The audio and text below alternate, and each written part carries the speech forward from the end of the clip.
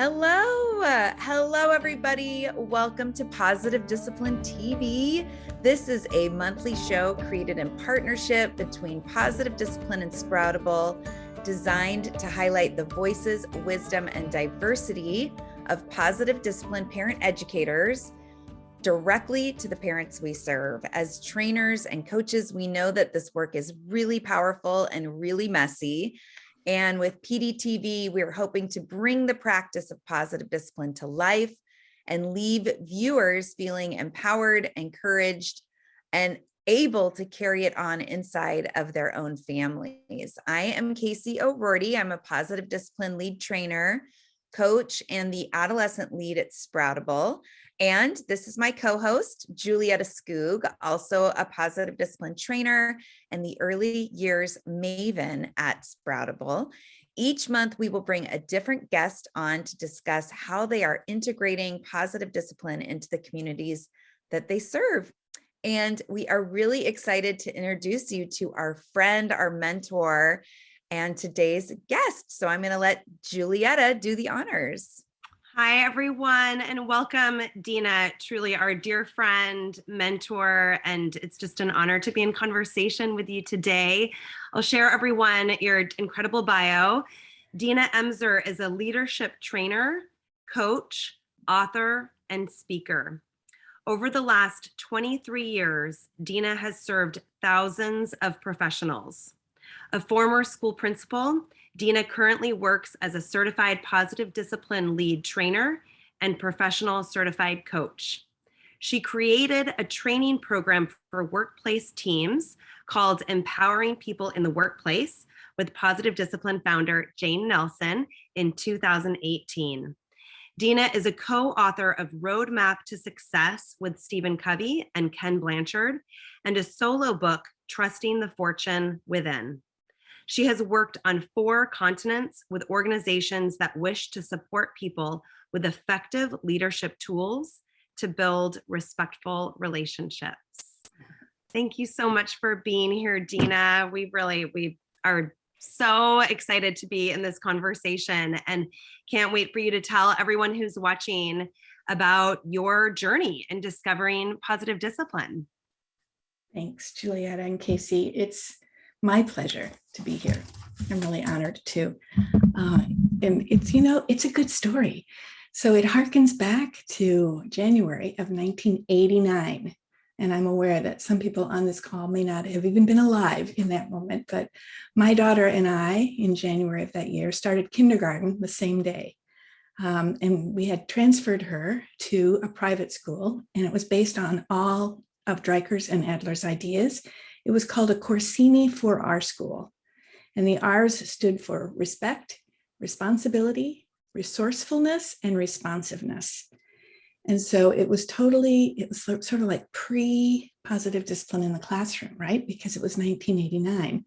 So the thing that really was a transformational moment is when I walked into the classroom on a Monday and I looked at the agenda, which was on the wall for all days, and Tuesday at 10 o'clock said class meeting. I'm like, uh-oh, I knew nothing. I hadn't been trained. I basically got scooped in for a position where a teacher stepped out because she was expecting her first baby and they didn't have a full-time sub. And so I'm like, guys, I say to the kindergartners, I'm really sorry about this, but I don't know how to do class meetings, so we're going to have to wait until I get the training. And so in all their 5- and 6-year-old wisdom, they said, Dina, don't worry. We know how to do it. We've got this. So Tuesday at 10 o'clock in the morning, I sit on a first grade chair in a circle with a talking stick, and the kids totally did the entire thing. I mean, the school started with 3-year-olds. So from the age of 3, they had already circled up and started sharing compliments. And then at 4.5 started really doing more distinctive problem solving together. So it changed everything for me. It changed everything. And so immediately I started going to the NASAP conferences, North American Society of Adlerian Psychology. So the first one again was in 1989. And then later, Jane Nelson and Lynn Lott of the Positive Discipline fame started doing workshops in association with the NASAP conferences. So that's where I started to get trained in the positive discipline language and genre, but I already had the advantage of teachers in that school modeling it for me. And then 3 years later, the director left and the board asked me to be the director. So that's really, in that moment, that's kind of where empowering people in the workplace started showing up, because I started to figure out on my own, how do I transfer the knowledge I have in using the skills that I've been really successful with children? Now I've got a staff, I've got parents, and I still have, children and board members. So it was a deal, let me tell you, learning. Well, and it says a lot about what other people saw in you. Isn't that crazy, I mean, Casey? Come on. I know. I had barely been there, but I just loved it so much. And I knew that after 10 years in public school teaching, that it just changed everything for me. Yeah. And I was ready. Yeah. So that's a long time. 1989 was a long time ago. No kidding. Back in the 1900s, as my kids say, right? Exactly. So talk more. What are you doing now? So you had all this work in the schools. I know that you've done a lot of work in Chicago, in the area where you live, as far as training people up, parent educators and teachers. Yeah. What does it look like now? What are the workshops that you get super excited about these days? So I get pretty super excited about any workshop in positive discipline that I get to do. I really feel like parents are my people, because I'm a parent and now I'm a grandparent. And that's kind of was sort of where I really got to enjoy the immediate benefits of making some of the shifts. I love school people because I was a school person. I love school leadership teams because that's also was my jam. And then what happened is that while I was a school director, it was a pretty overwhelming job, I'm not going to lie. And a woman that I really liked and trusted, sort of like another version of Jane Nelson, came up to me at one point. And she's like, Dina, I'm doing this new thing called coaching, and I really think you'd be a good candidate for, enjoying this program. So I started coaching with her, and it really, really helped. It helped me a lot, just understand myself better and start to make some changes. And so I thought, I need this training too. So then I got trained as a coactive coach. So after 10 years of being school director, I decided it was time for me to move on to be a full-time educational consultant and also become a coach. And I thought, I will coach teachers and parents because they're my people. But guess what? In the Midwest, in the early 90s or even late 90s, nobody knew what coaching was. So nobody wanted to pay me to do it. So then I thought, well, shoot, what am I going to do now? I got my R of resourcefulness out, right, from the kids. And I said, I'm going to start working with business people, because if I can do one of two things or both, reduce their stress and increase their bottom line, they're going to hire me and they're going to give my name to their friends. And that's kind of what happened. It got a slow start, but I noticed that I was just constantly not only using my coaching skills, but also sharing little nuggets of information with these business folks that I thought would help their culture and relieve their stress, because relationships are everything, and they were making a pretty big mess. And it just helped everything. So, hence now I've been doing that for this number of years. And again, that gave me more impetus to continue to come to Jane with a conversation that we needed to write empowering people. That's fascinating to me, because so I just want to highlight something here that I love. Like, you were a school person, you were a parent and a school person who said, I could take this into like corporation, in the corporate world. To me, Dina, that is terrifying. Like, I feel like, oh my gosh, I have no idea what like my friends that are in corporate America, I am just like, I don't even know how to grasp what your day-to-day is like. So share, and I realize too, like, that's my own stuff for sure. Everybody's humaning around regardless of what their workplace looks like. So talk about empowering people in the workplace and that work.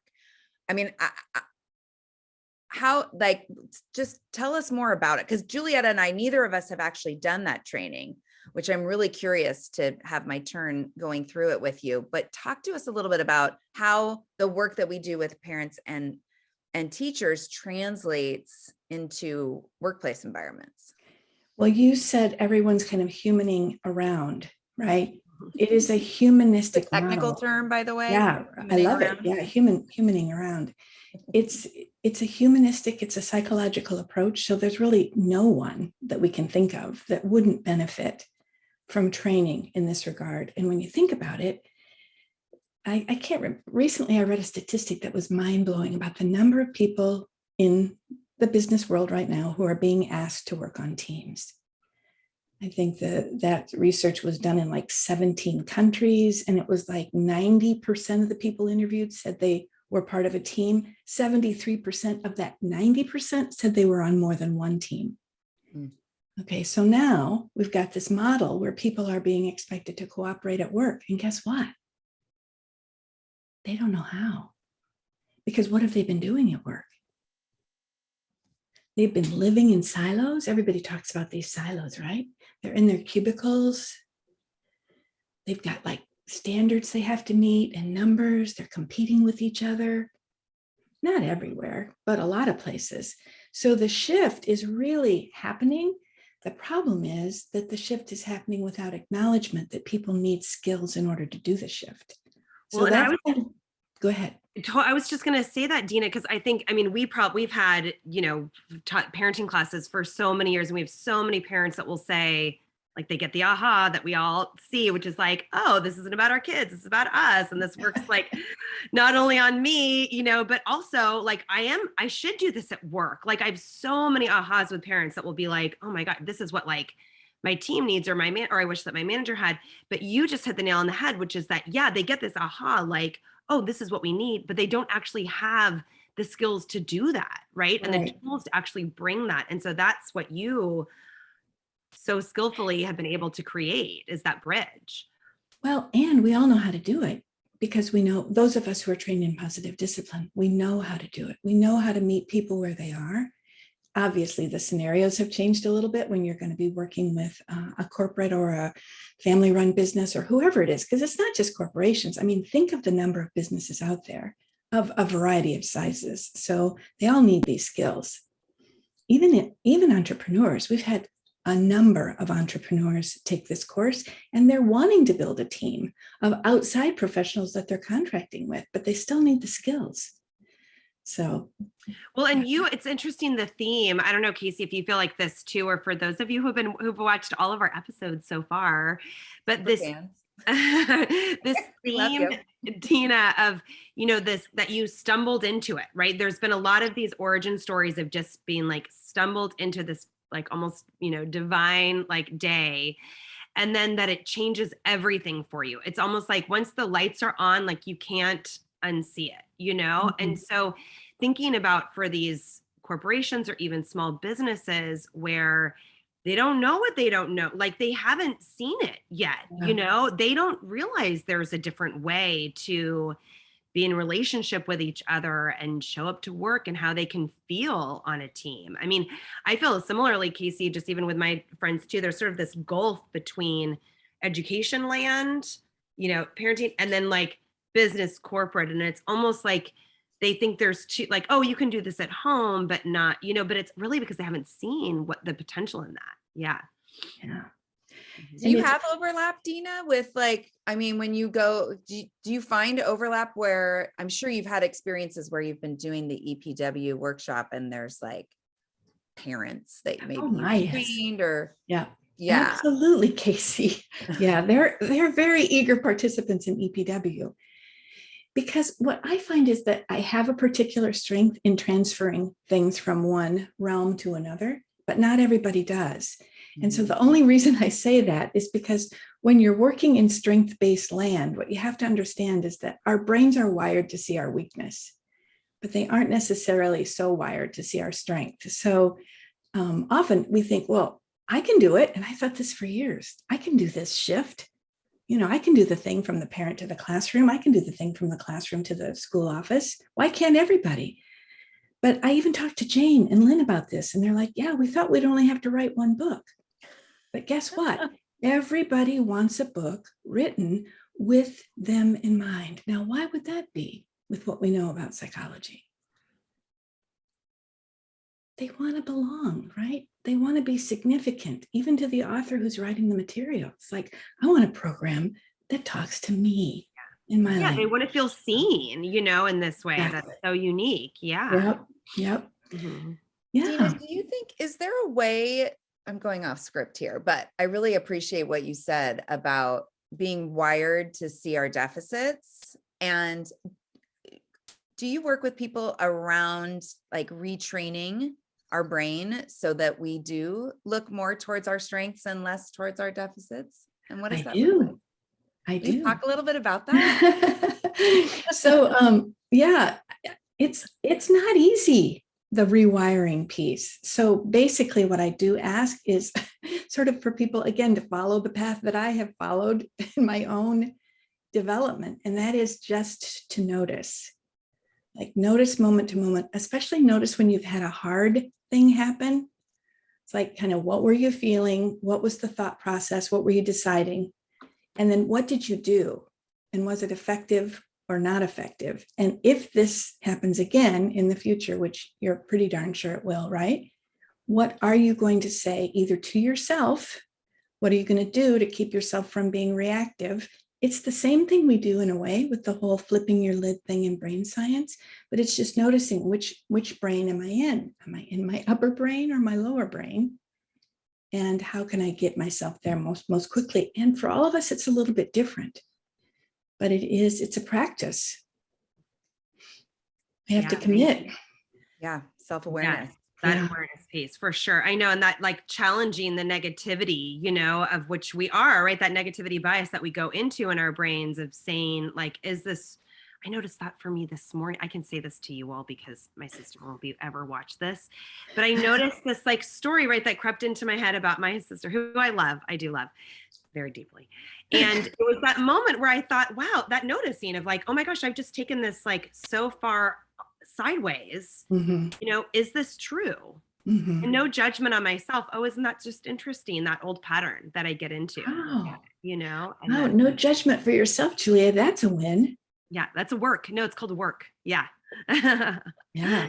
Dina, I wanted to ask a follow up just in this work, similar to what Casey was saying, where, it feels like this kind of gulf between us as positive discipline trainers, and we're happy in the classrooms and with parents. And then this thought of these companies and the business world as being so daunting. And I think for me, it feels so overwhelming because there is such a culture of, and at least for certain areas where it is such an individualistic, power-centered, financially driven, numbers driven, typically white-centered, male-centered, like deep entrenched ways of how we do things. How do you like help companies, unpack or just reimagine this concept from going similar to what we talk about in Laddership to Leadership, from being so individualistic and powered toward the Adlerian Gemeinschaftsgefühl and community, whole base? Like, how can you explain that to them, or how do you even begin to unpack that? Oh gosh, Julietta, you did such a good job there. I just felt my stress level increase by like at least 25%. How about the rest of you? It's like when you hear that, it's like, heck no, I'm not going near that place, right? Yeah. So just as an entry point, let's remember who's there behind those glass doors. People. Humaning around. Humaning around at work, right? Human beings. So the way that's easiest in my opinion, is through people. And it's kind of like when I started my coaching practice, believe this or not, there was no internet. So I wrote personal letters to a lot of people I knew and had known professionally and just told them I was doing this new thing. Well, many positive discipline parent educators say that they've been invited into workplaces by the parents who take their parent training. So if you think about it as relationship-based, which everything is, then that's usually the way in. That's the doorway in, is through somebody we know. And so again, it's like, then those people refer us to other people. And I think the approach to take is that it's a little bit like when we think about teaching our first parenting class and we think, how am I going to get parents to understand that there's another way besides punishment and bribing? Why are we so attached to punishment and bribing? That's what we know, right? We don't know any better. So if you think about that for competition and money driven and, all of the things you listed, Julietta, it's because that's what business people know. So if we want them to think about it differently, then for me, the approach is always what's going well, right? If you get an opportunity to talk to somebody in business, and what is it that you think your team could improve on? And then for me, the third question is, how will you know when I leave that that's happening? So in other words, what is the action you're looking for? Or what is the change in the culture that's palpable that you can actually provide some data around so that you'll know it's happening? And those three questions, where do those three questions put the responsibility?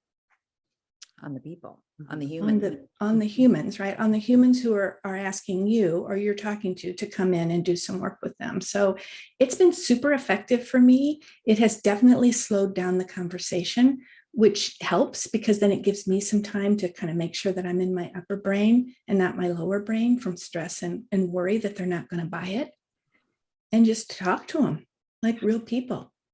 Well, and you model so beautifully, and I hear Jane in my head, and Jody constantly too, about it's not about selling anything. It's not convincing. The true educare is to draw forth for them to have their own aha. It's not you coming in, I'm going to change everything, and here's why, right? Yeah. But it's that skill set that you bring as a facilitator asking those questions in a way and guiding them, just like we do with our life skills list for parents, those goals that they have as a company, to draw forth how the aha for themselves for how they're gonna get. Yeah, and my goal is always to do that in the first consult. So whether they hire me or not, I hope I've given them something really helpful to think about. But when you think about this laddership to leadership piece, right? I think the trick is sometimes in positive discipline, we get stuck here. It's like everything's supposed to operate from here all the time. And if you work with business folks, they're part of this ladder, this verticality based on roles, education, age, experience, lots of things. But the idea is, even if they're a corporate model where everybody's top down, there's still potential for this to exist. Because this is about dignity and respect, right? This is the place where all of us line up as equals. It doesn't mean that we don't have differences that are going to look like this. And so for me, that's been super helpful because we're so binary brain operating. It's either this or this. Well, no, it can actually be kind of like this. And when people are operating from here, they can live on different places here without damaging culture. Oh, I love that, Dina. That helps me a lot. When I think about laddership to leadership, there's the conversation around, but with parents, right? But I'm the parent, and I will respond with, you still get to be the leaders, but we're looking at all of these tools that you get to practice inside of your container, which is your family. But you just added a little bit more meat to that conversation by just highlighting, you're right, you are the parents, and there are things vertically that exist because of roles and age and all those things. And we still get to be in our roles while treating everyone with dignity and respect, that kindness and firmness and mutual respect. We actually need those differences because we can't operate if we don't have different strengths and different roles. It just doesn't work. I know. And I'm thinking of even on a grander scale, I'm here in the Pacific Northwest, and the district that I was in for 15 years, Seattle Public Schools, is a massive district with, talk about it, hierarchy and departments and top down. And especially as a psychologist, we would, hold our breath as we walked into the meeting for the latest, got to do it this way. And this, the latest just top, no asking of us what would be helpful for our role for the 3 schools that we're in and all of these things. And so thinking about that shift too, I think, is empowering people in the workplace, where we might feel so overwhelmed by this top down, like we can never break out of this system, like it's too big, and yet, so we do have to exist in it. But when you turn that ladder, the idea of having, that space, we still deserve that dignity and respect. And here's what it looks like. And that ability to even, that the confidence to say, here's what I need, here's what I'm going to ask for. And what, even within my own connection and firmness at the same time, here are my own firmness, here are my own boundaries and limits for things within that structure, can be really empowering for, Exactly. So do you have any, you talk about how to do it so skillfully, and I'm wondering, because we've all had those horror stories in our own facilitation, but have you ever gone into those corporate places and like it did not land so beautifully? Oh, heavens, yes. Heavens, yes. Tell us everything. So a couple of things come to my mind, and one I want to start with because I think it's a pretty common issue, and I actually think I handled it fairly skillfully, where the second one, I got fired. So I'll just tell you both of them really quick. But the first one is, how you go into a room and you sort of size up the people that are there, and you can tell who are going to be the thorns in your side, like who are the ones who aren't buying it and who are the arms crossed across the chest. And so I've had this happen to me several times. And part of it, I can kind of relate to the fact that I have a control top card. And what I noticed as a classroom teacher is that I was sort of a magnet for power struggles, because there was something about me that just invited it until I knew what it was. And then I could make arrangements to shift, right? So I'm used to attracting that, actually. So what I've learned is just to go over to that person right away and try to make a personal connection. If possible, find out a little bit about their story. And not that I don't do this with everyone if I can, but I certainly pick those people out in advance that I think might be sort of the hard sell folks, or the ones who have a chip on their shoulder. And then if it's possible, I ask them for help. So I give them like a special job, and this sounds a little elementary. And the truth is, it's like all of us kind of like to be noticed. And if there's something that we can see in the strength of another person that we can implement or invite, I think it's a great idea. So that one has happened several times. The other one, I got hired to come into a situation which was pretty toxic. And the person who hired me knew that it was. So it was sort of like I was supposed to come in and fix it. And when I came in, we started, the person who was the leader of the team spoke first, and I could tell right away it was going to be a train wreck, because people were talking over him and they were being super disrespectful of him. So then when it was my turn to get up and start presenting, I started calling on people by name because they had name tags on. And then there were a whole bunch of people who were sort of snickering and giggling. And I'm like, what in the world is going on? So fortunately, someone who wasn't part of the prank said, they've just switched name tags. And I thought to myself, how old are these people? I was just going to ask, are these grown-ups? Exactly. But I think it was just some of the people who had been there a long time and were kind of doing a power grab away from the person who was the team lead. And so I just said, guys, I have to share something with you. I'm not feeling very safe in your company right now. And I wonder if there are other people who come into your business or do business with you and don't feel safe. And the room got very quiet. But after that, interestingly, people were a bit more cooperative. But following, I was supposed to do 3 sessions. I got a phone call from the leader, and he's like, I'm really sorry, but I'm going to have to cancel your contract. And I could not have been happier.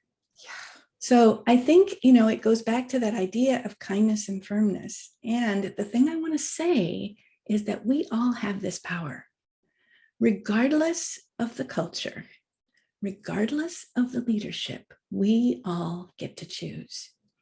We can be both kind and firm, whether it's the culture or not. And we don't have to bang people over the head with it. But we can state our truth, we can stand our ground, we can decide what we will do and do it. Is it easy? No. Does it get easier with practice? Yup. Well, I think it's so interesting too, wherever we've kind of entered into positive discipline, whether we entered as a teacher or a parent or a business person, how it's so easy to not easy, but like you hear this conversation around kindness and firmness as a parent, and you practice that, you practice that, you practice that. And without totally realizing, and I'm definitely guilty of this right now. Like I'm really working it with my kids and I'm feeling all this tension with my partner. And when I put the lens of kindness and firmness on, I can see the places where I could be practicing a little bit differently with him. I think it's really interesting that we don't always realize how universal, or as facilitators, I know there's a lot of facilitators that are watching too. And, we talk about walking the talk as we facilitate parents and how easy that can kind of slip when you're in the moment with a class or a client. For me, the piece that where my wobble is in the firmness. And I really appreciate hearing you speak your truth and like connecting that speaking our truth with the firmness piece, I think is so powerful.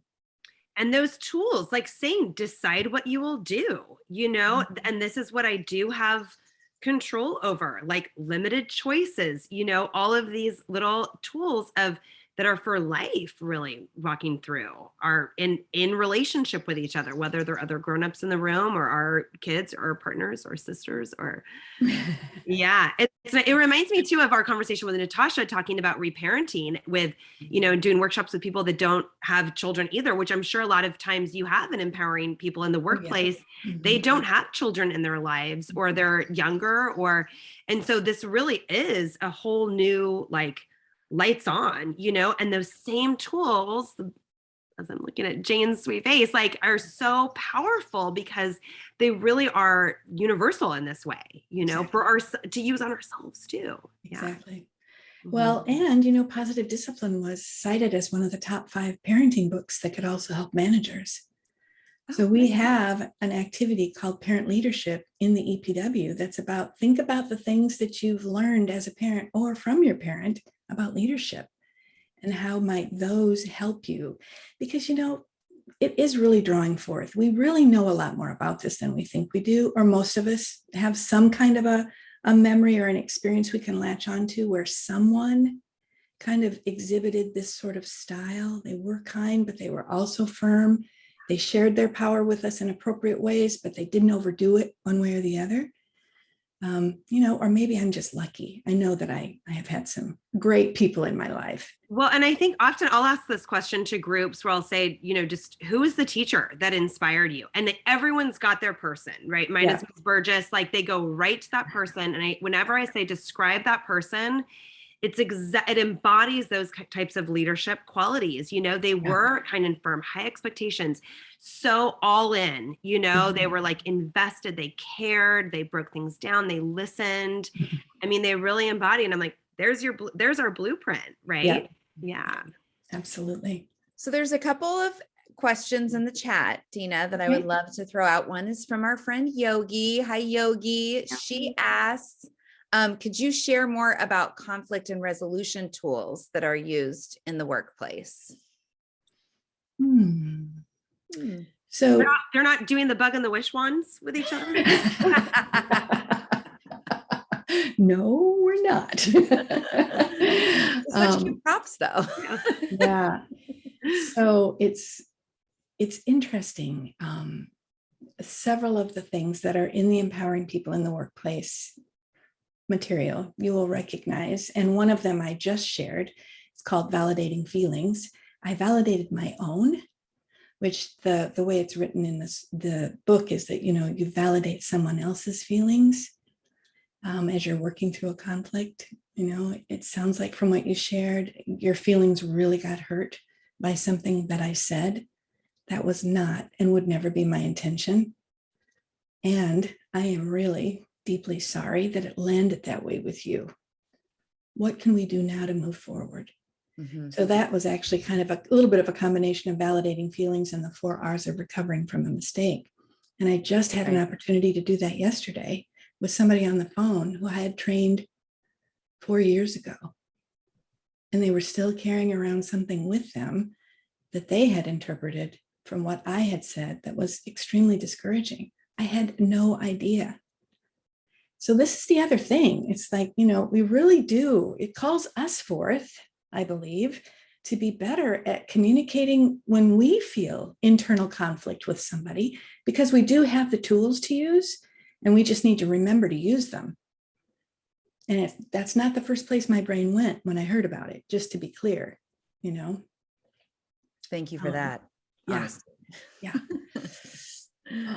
So What it was big. And what do agreements look like too with team? Do you help guide? Yeah. Yeah. Agreements. I'm in love with that.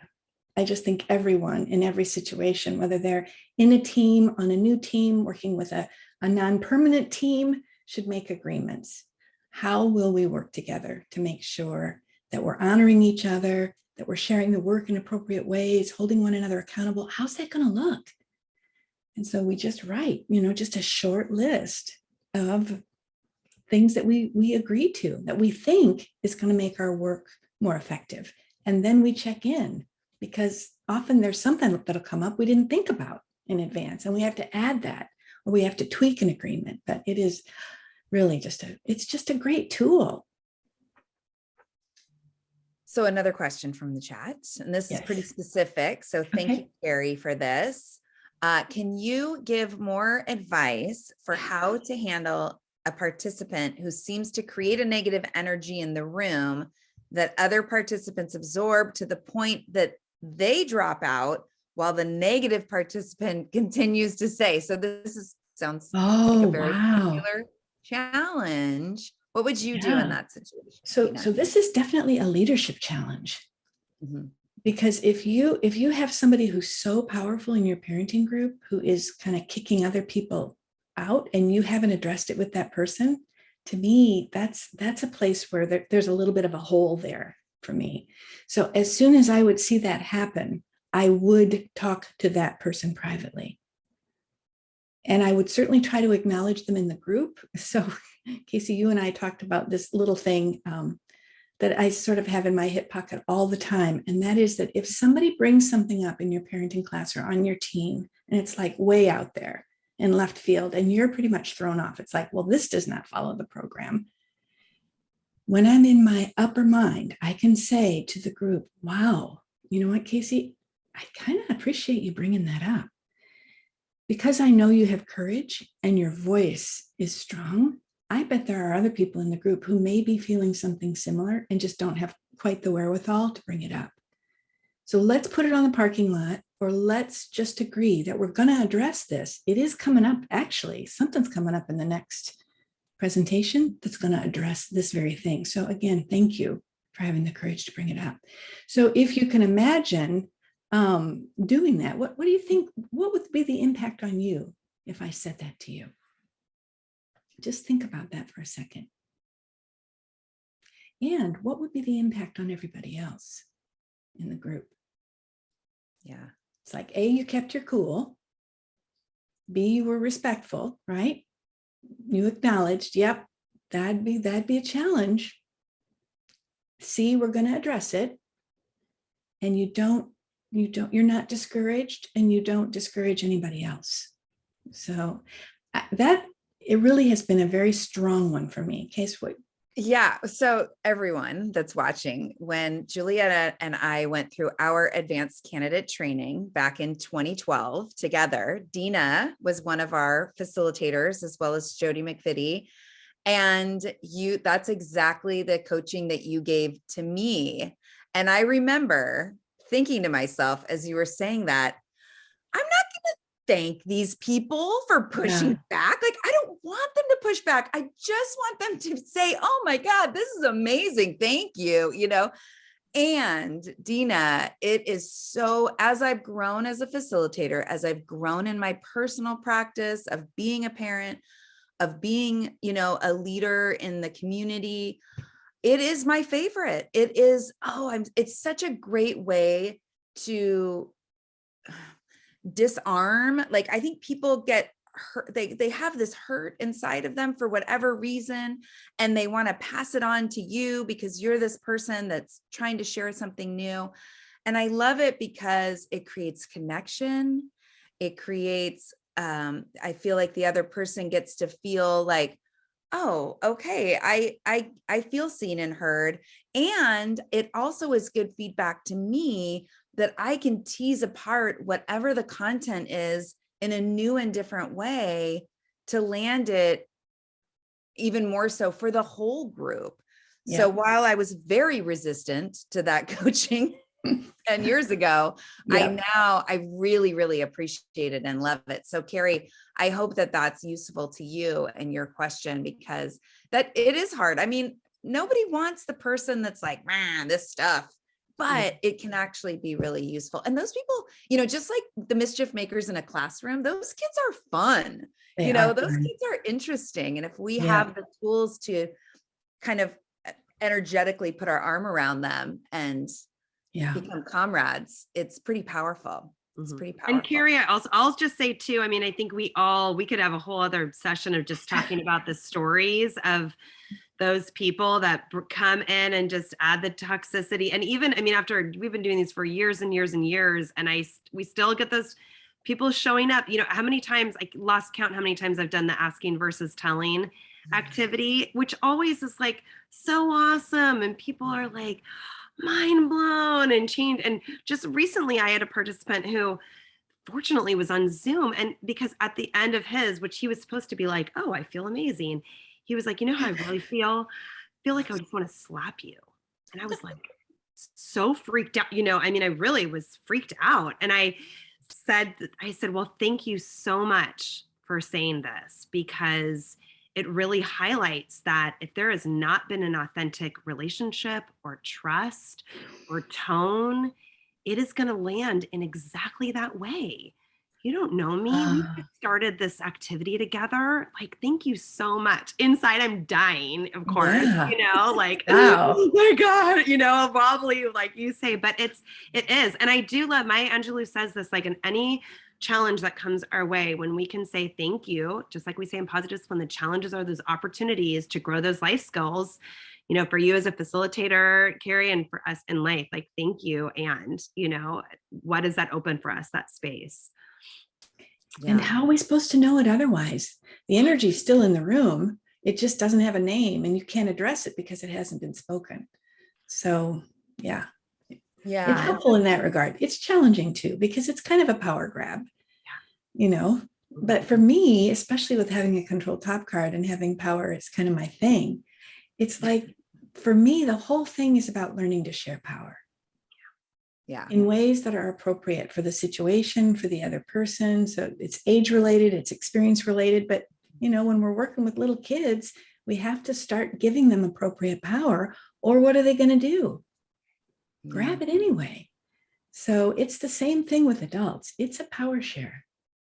And Dina, I love that Casey shared that you are our trainer back at our advanced trainer. And for those of you that are parent educators and you're eager to learn more, you've gone through this first step, we both are just cannot more endorse the advanced candidate training program. It is so next level for me. That's where I broke through for my deeper understanding of the Adlerian principles. It's such a skill. I mean, the lead trainers that guide you through it are just absolutely, incredibly like skilled to get us to the other side. It feels like this little camp cohort. Casey, I mean, we were forever. That's where we became really like the soul sisters. And so Dina, you were our, leader. And so I will always, hold that gratitude for you. And the way that you modeled the skills, the facilitation, that part through that training always really stuck out for me. And my question for you is, when you have these people especially in the workplace trainings, that have their own aha, like, oh, these are skills that I need to actually work on myself. And you embody them. I mean, Dina, you really embody them. And how do you help people like get to your, those first steps that feel so overwhelmed at like, oh my gosh, I have so much, like it sort of uncovers how much work they have to do on themselves, in order to be the leader, run these teams, be the parent, lead a district, like whatever it is. How do they, what are some first steps that you help people like kind of, when they've just dropped into that awareness and they're freaked out, I guess that's a pretty big question, Julietta. And you can slice it thinner. You can, we like to slice it thinner. You can pull any thread from that. Well, I think the people I really, really like to work with are the ones who do discover that. It's like that aha happens, and then they're the ones who also commit to it. So there's an aha that can happen. And if you're not pretty committed to digging a little deeper or being with the part of yourself that you didn't particularly like, you're really not going to use that aha for anything that's going to be forward movement. So I think, as easy as it sounds, it's like once you get the aha, you have to decide what you're going to do with it. Mm-hmm. And you have to commit to being with it, with accepting yourself. And as much as I absolutely love to hear the things that you said about me as a trainer for you and your ACT, the other thing I need to remind you and everyone else on the call is like, we're not perfect human beings, right? We're just not. And it's just like this thing I found out about that happened 4 years ago. I didn't know. And it's not something I set out intentionally to do, but there are always going to be people who, for whatever reason, don't hear your intention or whatever, or you just make a bold-faced mistake, and then it's what you do with it that really matters. But it's like, we're not going to go into this work and think that if we just work hard enough, we're going to be stellar at it, because we can definitely get better. I say practice makes better, but I am really trying to stay away from the perfectionist idea because it's deadly. Well, isn't that also the beauty that our children give us? Because they're so humbling and remind us every single day. My 3 children would love to remind me of how not positive discipline I am. Yeah. Your humility partner. Every day. Yeah. Every day. Yeah. Well, and something that I know comes up for me in some of the groups that I have a group of people that they get to just work with me ongoing. And sometimes, I'll get feedback of, oh, I need you in my head, which is funny because I've said the same thing to my mentors, right? I just need you in my head, which is, I love to hear it because I'm also like, control top card is right there tied with pleasing top card. So there you go for me. And I have to something that I do remind people of is I live and breathe and write and speak this work. I'm not just showing up once a week to a parenting class to have these conversations, and I think that that's really important for people to hear and remember, as they move through this practice, is we have, like you said, Dina, what do you choose to do with it? For those of us that this is our life work, we're choosing to practice it on the daily, on the hour, right? Because it is what we're immersed in. It's the water we swim in. So I think highlighting that for people is really important as well, right? Because it's a practice. And sometimes, my superpower is authenticity. So I am all for telling my stories of like, and here's where I really wasn't a positive discipline parent and what I learned from it. Because I think that's really powerful as well. I put a post on social media recently that I'm not sure anybody got, but it's like, I woke up thinking about it in the morning from the night before. And it's like, we meet them one by one. So anybody who's interested in this kind of a way of being or this kind of work, and there's a particular group or a particular situation that terrifies you, I want you to just remember, we meet them one by one.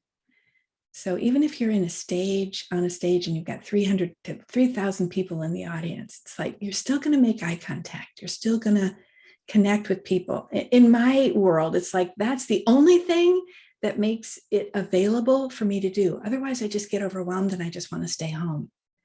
And that doesn't serve anybody. We need to be out there. The world needs us desperately everywhere, regardless of which door you want to walk through, business, school, home, meet them.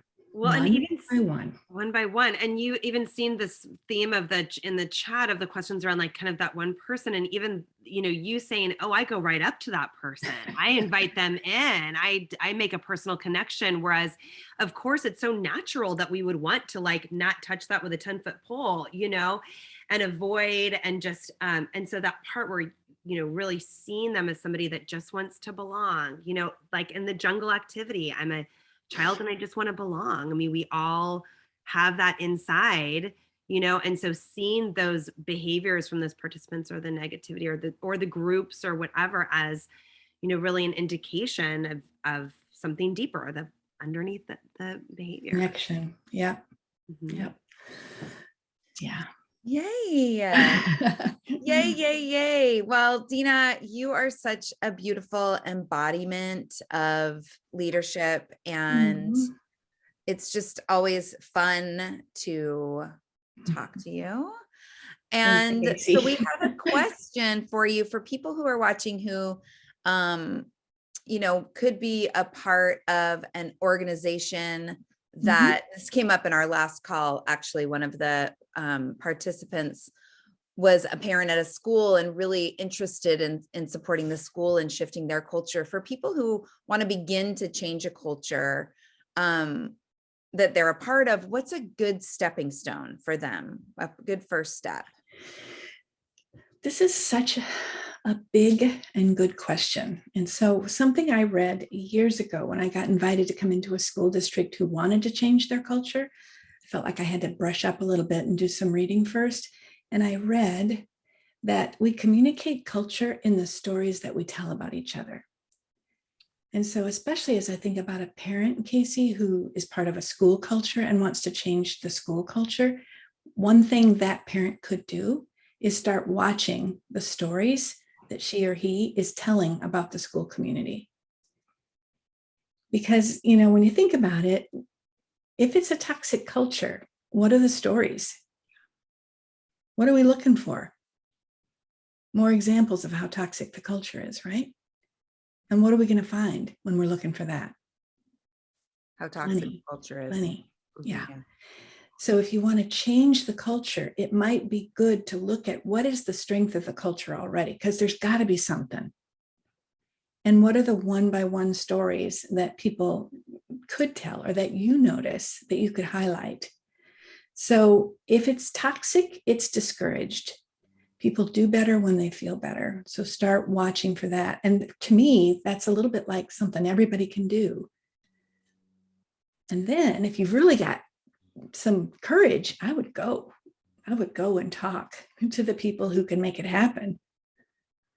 Well, and speaking of that, I know we only have a couple of minutes, you two, but we do have a really special person that is watching who actually brought her whole team of people to an Empowering People in the Workplace training, Sister Rosemary. And I've been chatting with her to see if she'd be willing to come on and just talk about her experience and some insights. So I'm going to have her join us. And okay. Sister Rosemary, all you need to do is come off mute. That is it. And we would love to hear about we don't have very much time. So just in a few minutes, tell us about how empowering people in the workplace affected your organization's climate. And hi, welcome. Uh-oh. Oh, organization. Oh, Sister Rosemary. Sister Rosemary's in Cameroon, everyone. So it gets a little tricky. So maybe turn off your camera, Sister Rosemary, and we can see if the audio can come through if the camera's turned off. Sometimes on Zoom, that is helpful. There you go.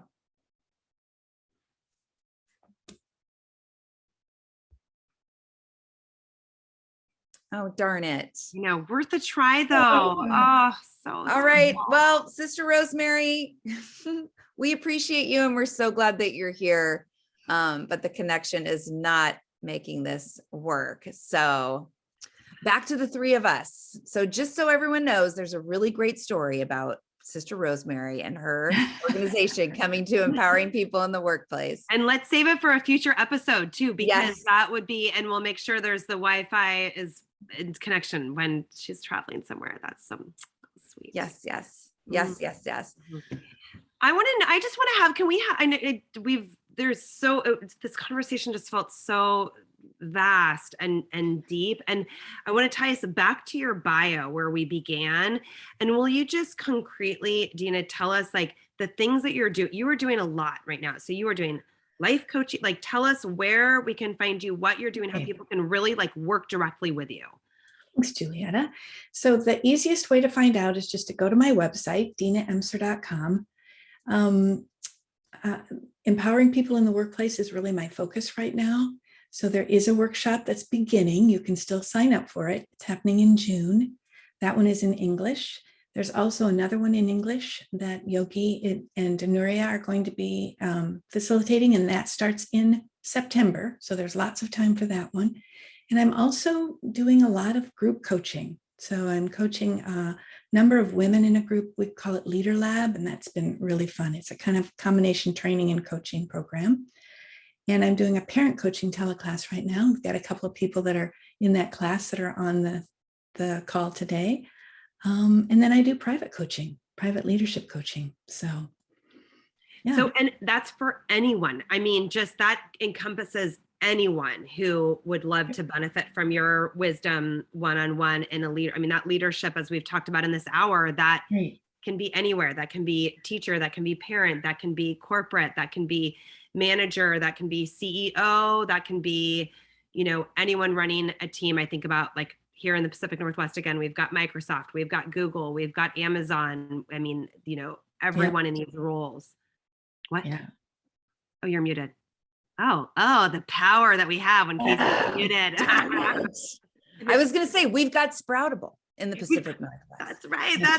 That's right. Yes. So yeah, just thinking about that. I mean, I think that for me, that's been this conversation has helped me reimagine like what the workplace looks like in these teams, and, you know, and taking these principles and these tools of positive discipline and really thinking about it like in a global way, you know, across relationships in any capacity.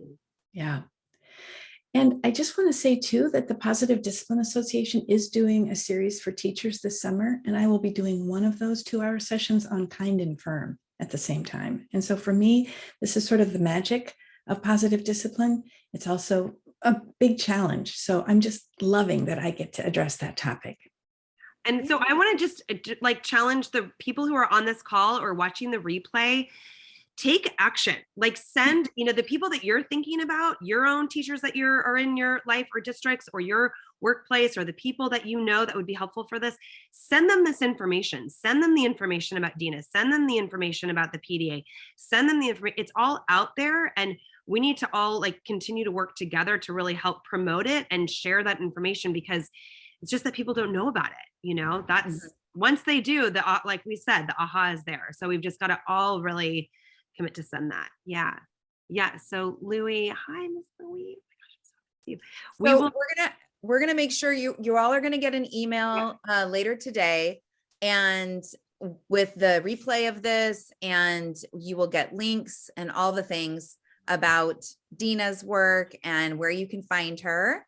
Yep. I'm going to wrap us up though, because we're right at the hour. So thank you so much for your time, Dina, and to everyone that showed up today to watch this episode of Positive Discipline TV. Thanks to everyone who's watching the replay. We, Julietta and I, are really thrilled to hold this space each month. It's so fun for us. Thank you to Positive Discipline for their partnership with this project. Thank you, Jane, for all of your hard work and for always being here with us on our PDTV sessions.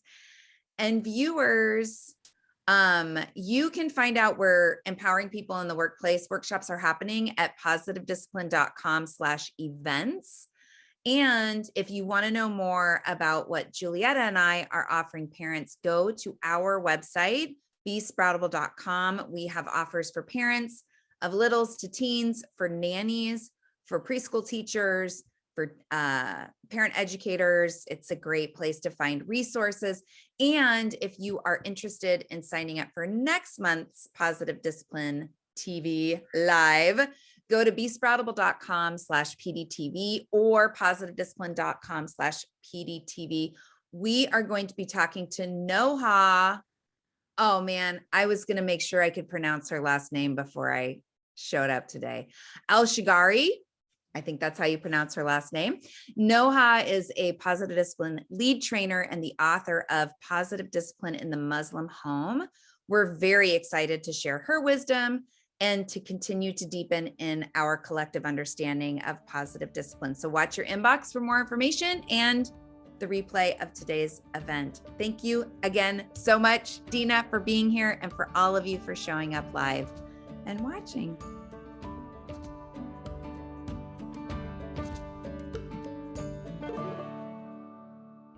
Real moments are learning moments.